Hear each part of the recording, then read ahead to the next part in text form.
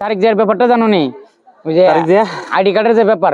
কোন তারিক জিয়া? আর এই জাতীয় ইমাম লন্ডনে যা ছিল যে বাংলাদেশে আইছে জাতীয় ইমাম বেগম জিয়া ছেলে, বেগম জিয়ার ছেলে তারিক জিয়া আইছে নাকি তা? আচ্ছা, আসার পরে তা কি হয়েছে শুনছো না? কি ধরছে? আইডি কার্ড কেউ 7 ঘন্টায় হয়েছে, কেউ 24 ঘন্টায় হয়েছে। তো এরা যে 24 ঘন্টায় করলো, আমরা যে যারা গ্রামে আছে মনে করো, এরা তো মেম্বার চেয়ারম্যান এর কাছে দৌড়াদৌড়ি করতে করতে মনে করো মাসের পর মাস তো যাওই।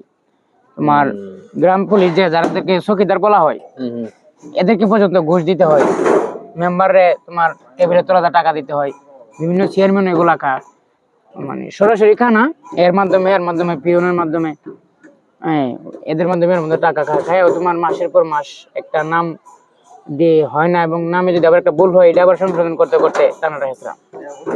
তো এখন নেতাকে তারা তোমার গ্রামের মানে মানুষদেরকে যেরকম আশ্বাস দেয় ইলেকশনের আগে, এগুলো তো পরে থাকে না। কারণ এতদিন ধরে আমরা যেটা বাস্তব, এটা তো লুকানোর কিছু নাই। এই দেশে একটা কথা জানো নি, তুমি মিথ্যাবাদী না হলে রাজনীতিবিদ হইতে পারবে না। তোমার স্বপ্ন দেখাইতে হবে। আর আমরা বাঙালি স্বপ্ন দেখতে ভালোবাসি, মানে অনেকে আছে না, এটা আমাদের দোষ। আমরা বাস্তবতা বুঝি না, আমরা স্বপ্ন কল্পনা করতে। যেমন আমরা এক বন্ধু ছিল, ঘুমাইতে গিয়া দেখে লটারি ধরছে যে 50 লাখ টাকা পাবো, পাইলে 5 লাখ টাকা মসজিদে দিমু আর 5 লাখ টাকা গরিব মানুষের দিমু, বাকি 40 লাখ 30 লাখ টাকা একটা ব্যবসা করো, 50 লাখ একটা বাড়ি করো। কিন্তু ঘুম তো ওইটা দেখে বিছনা বুঝা দিছে। এইরকম মানে আমাদের মানে হাসি না, বিষয়টা কিন্তু সিরিয়াস, যে আমাদের এখনো সচেতন হওয়া উচিত। দেশের তারেক জিয়া আপনার আমার মতনই একজন মানুষ, সাধারণ মানুষের মতো মানুষই তো, অবশ্যই রক্ত মাংসের মানুষ। উনিও মাথা পিতার ঘর থেকে আসছে, এই দেশের একজন নাগরিক, নিজের বুদ্ধিতে কোনো কিছুই করি না। কিন্তু উনি একজন নেতা হওয়ার কারণে, বা নেতা হয়েছে কার মাধ্যমে? জনগণের মাধ্যমেই তো। বা এখনো দেশে আইসা কিন্তু উনি না খালি, প্রত্যেক নেতাই জনগণ হলো আমাদের শক্তি, জনগণ আমাদের সঙ্গে আছে, জনগণ আরেক দল বলো জনগণ আপনাদের বিচার করবে, কিন্তু জনগণের হাতে কি কোনো বিচার কোনো কিছু দেয় না, সব ওদের কন্ট্রোলে। কারেন্ট বিল কত টাকা ইউনিট এটা এরা ঠিক করবে, মানে প্রত্যেকটা ফাস্টফুড বিল কত টাকা এরা ঠিক করবে, গ্যাস কেমনে কি ঠিক করবে, কারে দিবে কারে দিবে না এটা এরা ঠিক করে।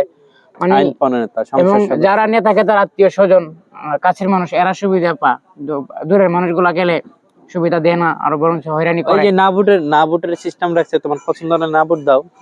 তারপরে এই যে যেমন আমাদের ব্রাহ্মণবাড়িয়ায় কথার কথা একটা সরকারি হসপিটাল আছে, এইখানেও দেখা গেছে দালালি চলে, বা যারা রেল স্টেশন দালালি চলে। এইগুলা তো নেতাকে তারা, এ তো আমাদের এই স্বাধীনতার আজকে প্রায় কত, মানে স্বাধীনতার 52 বছরের উপরে। কথা হচ্ছে কি, তুমি 5X সেক্টরে দেখো কোনো দুর্নীতি নাই না, তুমি সরকারি সেক্টর দেখো সব দুর্নীতিতে ভরা। যে জায়গাটা দুর্নীতি মুক্ত থাকার কথা, কারণ এখানে সরকারি লোক আছে, তারা সরকার থেকে বেতন পাইতেছে, সুবিধা পাইতেছে, রেশন কার্ড পাইতেছে, তারার দায়িত্ব আর দেশকে হেফাজত করা। তারাই দেশটাকে আরেকটা প্রশ্ন, তুমি বলতেছো যারা সরকারি কর্মকর্তা এরাই করে, তো এরা করবে না কেন? একটা সরকারি চাকরি নিতে কত লাখ টাকা লাগে? এই তো এখন কত কোটি টাকা লাগে? এই যে টাকাগুলি যে নেই, এই টাকাগুলিও তো নিয়ে যারা আমরা যাদেরকে ভোট দিয়ে বানাই এমপি মন্ত্রী, এরাই তো টাকা পয়সা নিয়ে আবার ওই দুর্নীতি। এই যে আবার ভোটের প্রসঙ্গ হইলো, তোমার পাওয়ার একটা ভোট, 5 বছর একবার ভোট। এই পাওয়ারটা যদি তুমি সঠিক মানুষটা সঠিক জায়গায় ব্যবহার না করতে পারো, তাহলে এই অবস্থা দুরবস্থা আর 50 বছর গেলেও সমাধান হবে। এই নেতা ওই নেতা কোন নেতারা দোষ দিলাম না, দোষ আপনার আমার, দোষ জনগণের। আরেকটা বিষয়, তুমি বর্তমান বাংলাদেশের রাজনীতি এত নোংরা অবস্থা, মানে স্বাধীন চিন্তা ভাবনা বা নিজের একটা মত প্রকাশ করব, ভিন্ন মতের উপরে শোষণ চলতেছে। ভিন্ন মত হলে তাকে মেরে ফেলো, গুম করে ফেলো, এই কালচার তো রয়ে গেছে। সরাসরি তো না হয় ইনডাইরেক্টলি, যে আমরা যে ফোনে কথা বলতেছি, যদি কোন দলের কোনো বিষয় আমাদের ভালো লাগলো না, আমরা যদি এটার বিরুদ্ধে সরাসরি কথা বলি, দেখা গেছে আমাদেরকে ট্র্যাক করে 24 ঘন্টার ভিতরে ধরে ফেলবে। এরকম একটা অবস্থা বাংলাদেশে এখনো আমরা নীরবে। তুমি নিজের আত্মপ্রকাশ করা, তোমার 1971 সালে বলছো, কিন্তু আসলে স্বাধীন হয় নাই। এটা স্বাধীন না, এটা শুধু নামমাত্র স্বাধীন। এবং দেশ স্বাধীন বলতে কিন্তু দেশের মানুষ স্বাধীন না। দেশের মানুষ এখন আগে ক্ষতি করতে অন্য রাষ্ট্রের মানুষ, কিন্তু এখন দেশে আমাদের দেশের কিছু খারাপ লোক, তারা এই দেশটাকে শোষণ করে খাইতেছে, দেশের জনগণের টাকা পয়সা আত্মসাৎ করতেছে, এবং তাদের ছেলে মেয়েকে বিদেশে বাইরে পড়াশোনা করাইতেছে। কিন্তু গ্রাম বাংলায় এখনো অনেক কিছুরই অভাব, অনেক ভালো রাস্তাঘাটের অভাব, ভালো মাদ্রাসা মসজিদের অভাব, প্রত্যেক অনেক কিছুরই কোয়ালিটি সম্পন্ন কোনো কিছুই নাই আপনার দেশে। গ্রামগঞ্জে মিল ফ্যাক্টরি বা অনেক কিছু করে দিলে জনগণ কাজ করে খেতে পারে, ওই ধরনের সুযোগ সুবিধা নাই। এবং তুমি সাধারণ দেখো একটা গ্রামের রাস্তা দেখো, এই রাস্তা প্রত্যেক 4 বছর পর পর করে।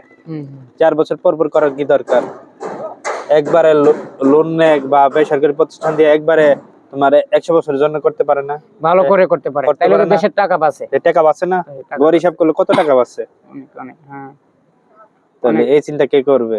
কেউ করে না। ঠিক আছে, এখানে শেষ করি ভিডিওটা। যারা এতক্ষণ সম্পূর্ণ ভিডিওটি দেখছেন তাদের তো ধৈর্য আছে বলা যায়, আপনাদের ধৈর্যের প্রশংসা করি। ভিডিওটি শেয়ার করবেন, কমেন্ট করবেন কেমন হয়েছে, লাইক বেশি কমেন্ট বেশি। শেয়ার করবেন। ভালো থাকবেন, আসসালামু আলাইকুম।